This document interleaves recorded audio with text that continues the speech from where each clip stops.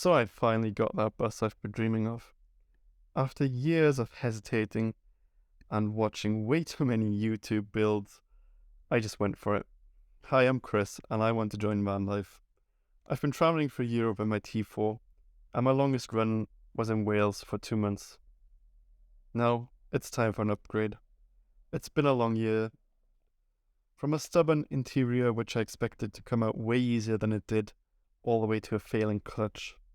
This is my progress so far. So I started by taking measurements and plotting the rough shape on paper.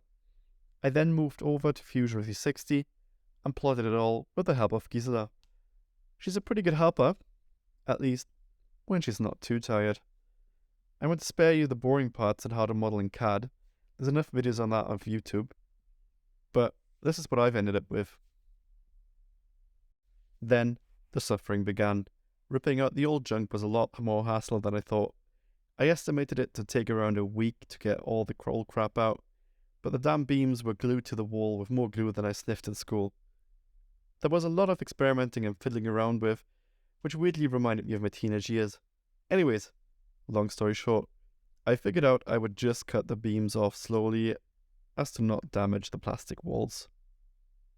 In the end, this took me more than a month. Yeah, I was surprised too. But I still have a job and other things to get done, so there's that.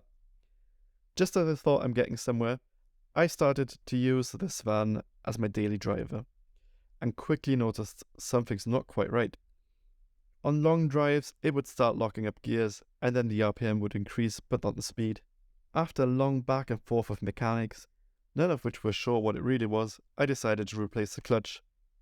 And wouldn't you believe it, that was it. Lucky one. But my bad luck was far from over. Adding insult to injury, my roof was leaking. After many weeks of looking for the culprit and replacing the silicone on every inch of the van, I decided it must be the old crappy corners made from brittle plastic. I took some measurements and printed my own replacement. I then glued the thing in place with more silicone. I'll also spare you the solar install. There are enough videos on YouTube on that as well. I did, however, 3D print these little neat wind deflectors, which screw directly into the solar panel. I was finally ready to install the wooden scaffolding. I've never done much woodwork before, and this was way more fun than I originally thought. Now, the van was starting to feel like my own little wood cabin. Yeah, I know, far from it, but it felt that way to me. Then I started blasting the walls in styrofoam, as all the other stuff I kept seeing in other YouTubers' videos wasn't available here in Germany. Until my friend Nick told me it's called PIR or PUR, and apparently that was sold out everywhere, which explained why I couldn't find it. Anyways, I started ordering that stuff at a hefty premium, and only 1 month later, I got to take up all my hard work and start over.